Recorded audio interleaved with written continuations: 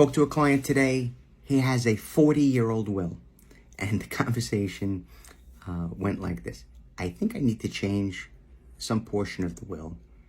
And I also want a trust. Set aside whether or not it was a revocable or irrevocable trust, 'cause that's not the important part. It's important, but it's not for today. What I want to discuss is the fact that people will have a will, a document, some estate planning documents, and think that they can just change one item. So, I have a will and I will add a trust. Well, they work in conjunction, and when you have a trust, you utilize a certain kind of will. It's called a pour-over will. Really, it's the type of will that says anything that didn't make its way into my trust, I want it to go into my trust at my passing. So the normal is anything normal?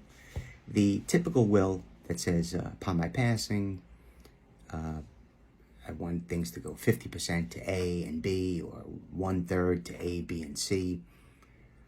Well, that type of a will is not utilized when you have a trust, because the trust is the operative document. It's the document that, when done correctly and properly funded, that's the document that is going to be the will equivalent, replacement, and supplement, like the better document. So I hope that was clear.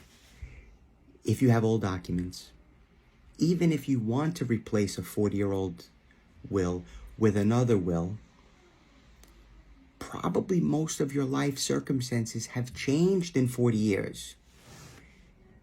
I don't know, you'd be the lucky rare bird for everything to be the same. The people that you want to leave money to may not be in the picture anymore. You might have been single and now you're married. You might have been married and now you're divorced. You might be a widow. You might have grandchildren that you want to include, right? So 40 years is a big chunk of time, and since things change, hey, and if you have a life that did not change, well, then maybe the will is perfect. But after 40 years,